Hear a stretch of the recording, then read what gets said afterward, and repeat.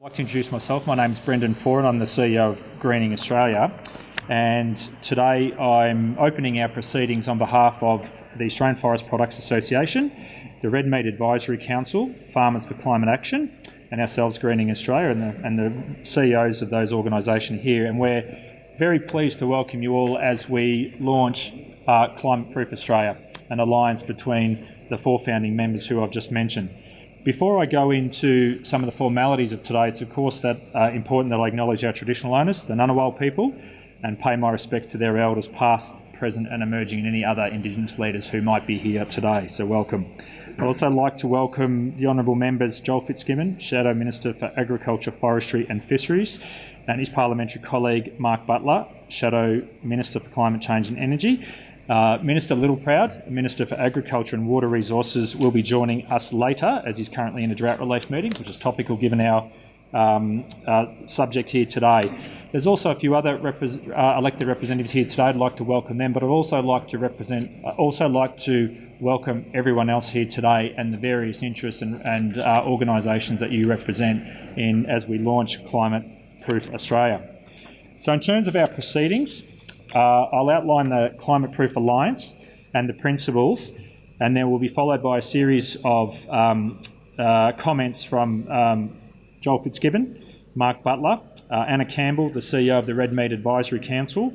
Hopefully Minister Littleproud will be here by then, and then we'll have some closing comments by Ross Hampton, CEO of the Australian Forest Products Association, and the inspiring Verity Morgan-Schmidt, who is the CEO of Farmers for Climate Action, who's on a 3,000 kilometre round trip at the moment. Driving trip, I should say. It's also really important that we keep the proceedings relatively brief today. We do need to finish around 11:15, and thanks to the Red Meat Advisory Council and the members of, we've got some pretty exciting little victuals and nibbles today, great Australian products.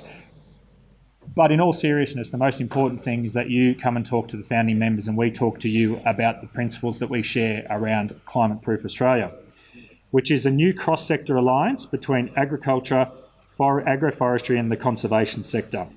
It's an alliance that is saying here today with the launch of Climate Proof Australia that we will work together for complementary benefits.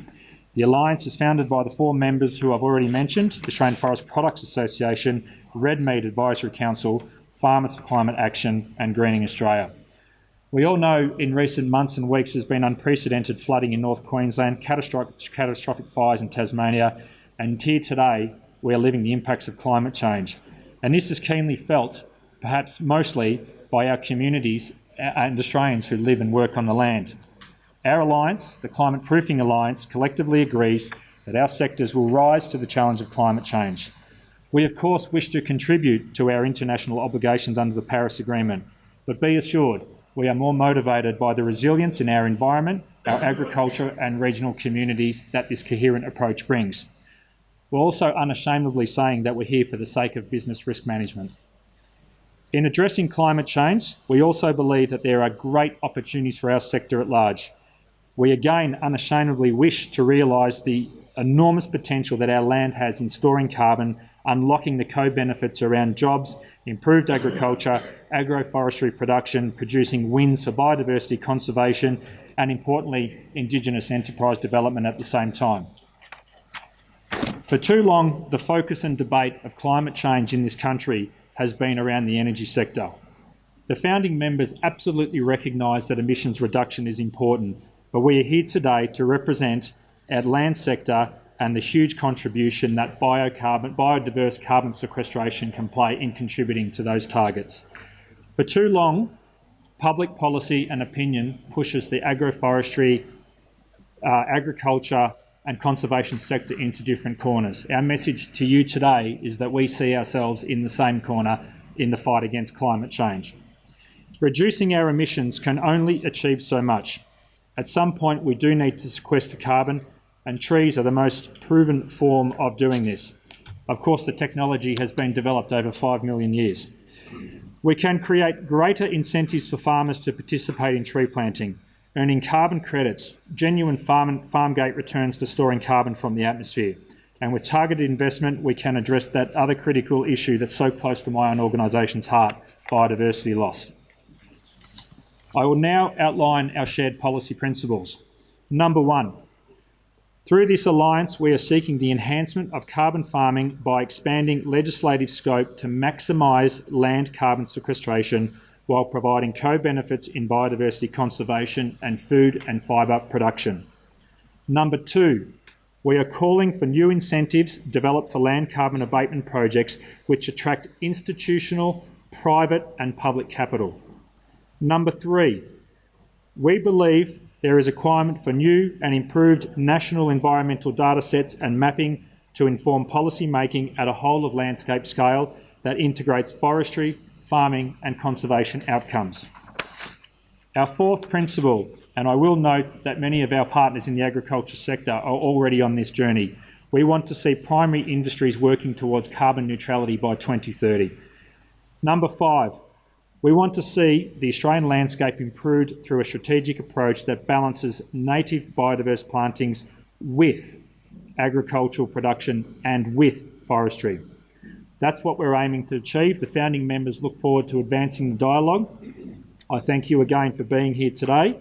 And at the risk of sounding cliched, we believe this challenge is really an opportunity to work together in new and effective ways.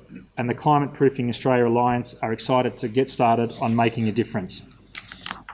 So now it's my pleasure to introduce the Shadow Minister for Agriculture, Forestry and Fisheries, the Honourable Joel Fitzgibbon, to the stage. Thank you, Brendan. My good friend and colleague Mark Butler generously allowed me to go first so I can get up and do something else sometime very, very soon. But I acknowledge Richard Colbeck in the room as well. Richard and I are sort of sparring partners in this space, but our punches are very, very soft, and we do our best to work cooperatively on a bipartisan basis on these issues. And I think it's very symbolic and emblematic that Richard's with us this morning. I think that's very, very important. And I know Tony Passon is here also as a member of the government, and that bipartisanship is so important. I'm taking a great risk now, but Mike Kelly is here too. I'm worried I'm going to miss someone. Mike was an early mover on meaningful action on climate change, and he's a great advocate for the forest products industry. Justine Kay is here from Tasmania. She too is a great advocate, and it's great to have them all here. I'm always reluctant to admit this, but I've been wandering around this place for 23 years. Now, I know my youthful looks defy that, but it is true.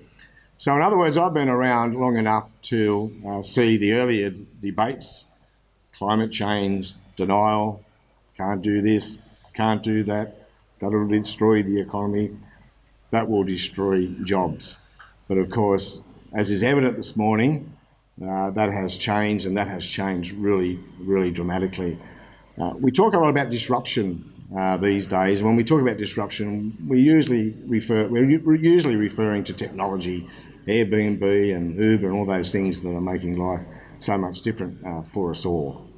But the really big disruptors for me are one, climate change and the challenge it poses, but two, changing community attitudes towards climate change. And that is a huge shift. There is no doubt in my mind that the overwhelming majority of Australians now acknowledge that the climate is changing in challenging ways. We're making a contribution to it, and we need to do something about it. And there's plenty of evidence here today, because what we see here today is industry leading. Not waiting for government to regulate, but taking the initiative themselves. Not just for the planet, if they don't mind me saying so, in all cases, but because it's smart. They're listening to their consumers and to community attitudes more generally, and they are saying, as you would expect them to, if they're smart business people, gee, we need to change too. We need to get ahead of the game. We need to change our practices so that they can form a community attitude. And in fact, we think we can make our own contribution to action and improve our bottom line at the same time. And that sounds to me like a pretty smart thing to do. Now, having them all here together this morning would have been a miracle when I came to this place, but it's not a miracle today. It's a reality. And I'm always very, very pleased to see Farmers for Climate Change action, because just in my 5 years in the agriculture portfolio, there has been a very, very significant shift. Now, we're the enablers. They are the leaders, and they are certainly leading this morning. We are the enablers. We need to give them the tools. In forestry, for example, we need more plantations sucking up more carbon, but we've got to put the rules in place to help them do that, to incentivise what is a very, very long-term investment. RBAC is there, the Red Meat Council. People say climate change action by government will kill the red meat sector because of the methane emissions. No, the red meat sector has its own target of carbon neutral by 2030 Anna.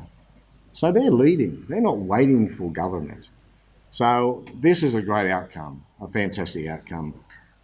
We welcome it. We thank you all, including your organisation, Brenda. We encourage you, we stand with you, and I think I hope on a bipartisan basis, we stand ready to give you the tools you need to meet what is a very, very, very common objective for an increasing number of Australians. So congratulations and good luck.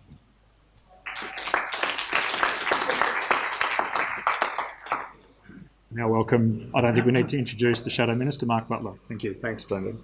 Thank you, Brendan. Can I add to Joel's acknowledgements, Adam Bant, who's here representing the Greens Party from Melbourne.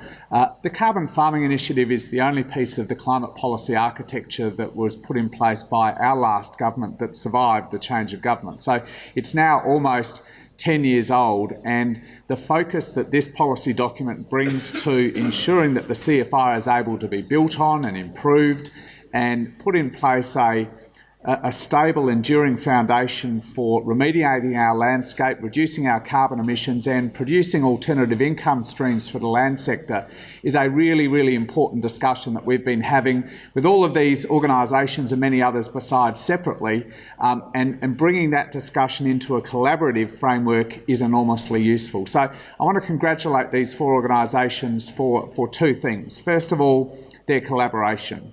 For this building, having groups that often have slightly different interests and sometimes even more than slightly different interests get together and thrash out those differences and bring together their areas of agreement and areas of consensus makes our job enormously easier. That collaboration is not always easy, and I want to congratulate the four organisations, the leads of this alliance, for doing the hard work in bringing together a document that reflects areas of agreement. The second thing I want to congratulate you for, though, is the level of clarity and ambition in this document. It's not 100 pages of gobbledygook, it is 4 or 5 pages of very clear statement of ambition and relatively high ambition for that matter as well. So it's really a document that Joel and I, as shadow ministers, hoping over the next few months perhaps to become ministers, can really get our teeth into. Now, that's not to say that there isn't quite a bit of detail that needs to be added to this document.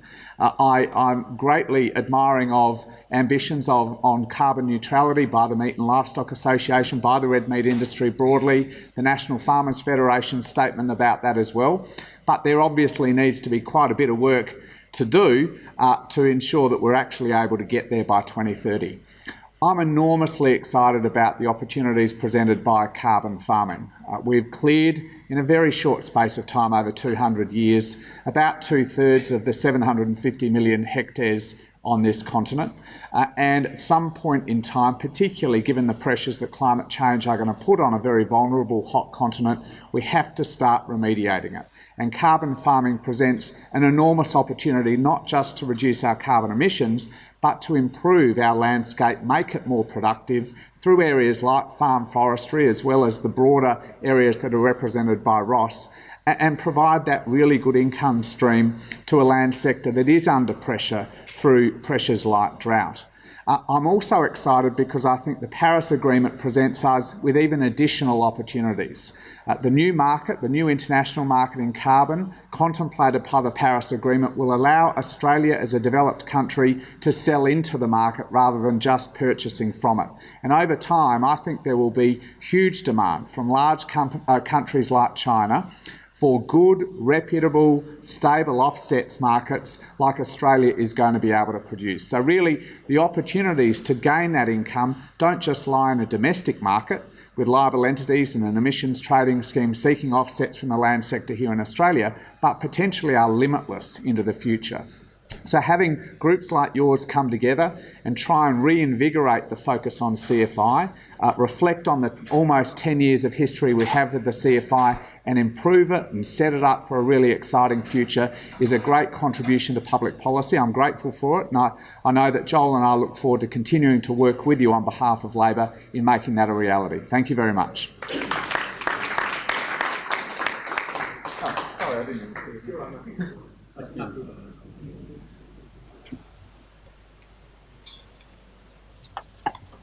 Thank you, Mark, and thank you for your speech and your kind words. This multi-stakeholder, cross-community approach to tackling climate change and climate adaptation, that speaks for itself that we have both sides of the House here speaking in force and in support of the industry. Food ultimately comes from farms, and the timber from the houses that we live in ultimately come from timber plantations, and we need to ensure that those businesses are here now and for the next 100 and 1,000 years. I would just like to congratulate the Minister for Agriculture, the Honourable David Littleproud, and also the Shadow Minister, the Honourable Joel Fitzgibbon, because I believe that the leadership in relation to climate adaptation and climate change is being led from the agricultural portfolio, and we as industry stand behind you. So without further ado, it's my pleasure to introduce the Minister for Agriculture and Water Resources and the member for the mighty Maranoa, my home electorate, David Littleproud.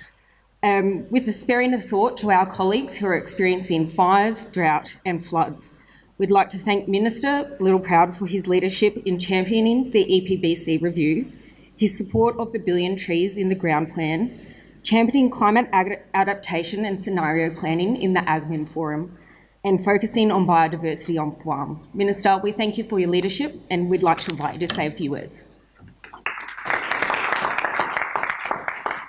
Well, thanks, Anna. And can I firstly acknowledge the traditional owners and the land on which we meet? Can I acknowledge Mark?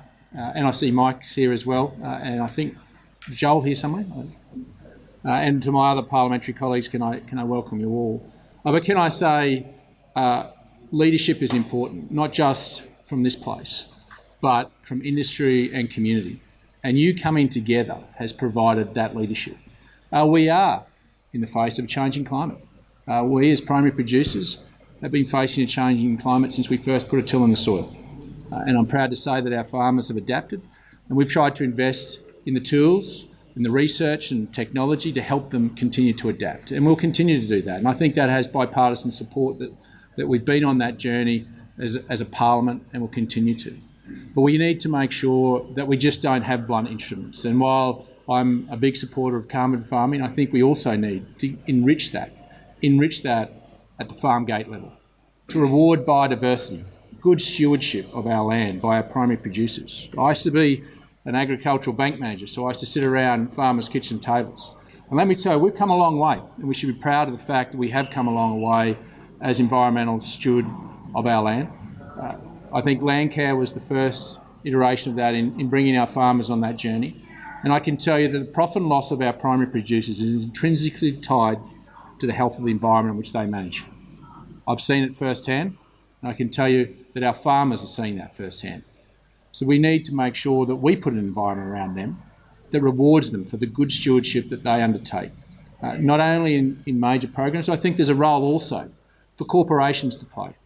The provenance of our food and fibre is becoming even more important, and people want to pay for a product that they understand and they know and they have confidence in hits those goals around good environmental stewardship.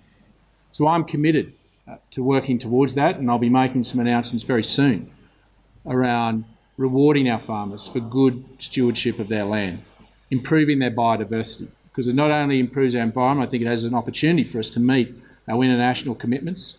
And as an agricultural sector, we've made a strong commitment towards becoming neutral by 2030. And MLA in particular, I have to acknowledge them for the hard work that they're doing. Agricultural emissions are around 13% of our total emissions.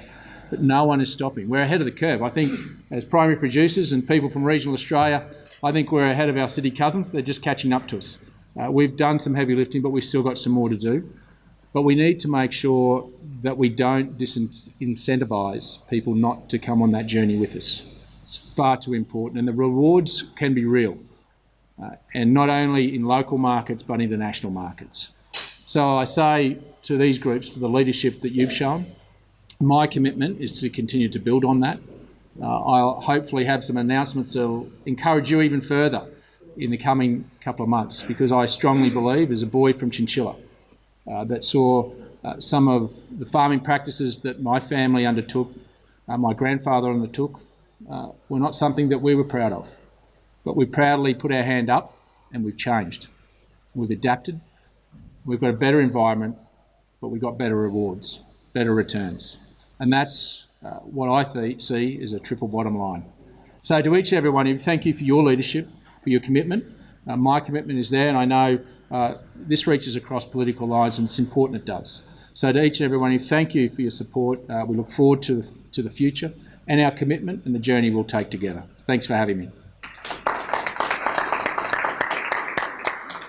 Thank you, Minister. Ross Hampton, CEO of the Australian Forest Products Association.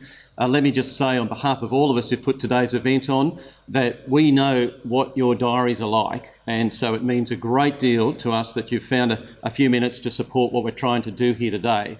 For those who don't work around this place, it may seem a small thing. We know it's a very large thing. Thank you so much. Looking forward to some of these announcements, Minister, that you've alluded to, and I'm sure there'll be others coming our way as well. And this alliance will be talking more to our political leaders over the next short while about what we can do to really put meat on the bones here. You know that you have a good idea when you get to the point where you announce it, you saw everyone saying, well, that's obvious, you should have done that before, and also when it's easy. This has been just a controlled fall, really, over the last few months, as we've realised we were all working in these different silos in the same, but really on the same picture and 4 different ways of looking at it. So coming together was really, really easy. This is a win, win, win, win, I guess. We've got to have 4 wins, really, isn't it? We all love everything we get off our farms. We all got to eat. We need all this stuff for our houses and our workplaces. We need to do it well, Verity. We've got to do it well, and biodiversity and all the things that go with looking after our environment are so important to all Australians. So it really is just a wonderful thing to come together, and thank you all so much for your support, and look forward to talking to you all down the track, Verity, to bring us home.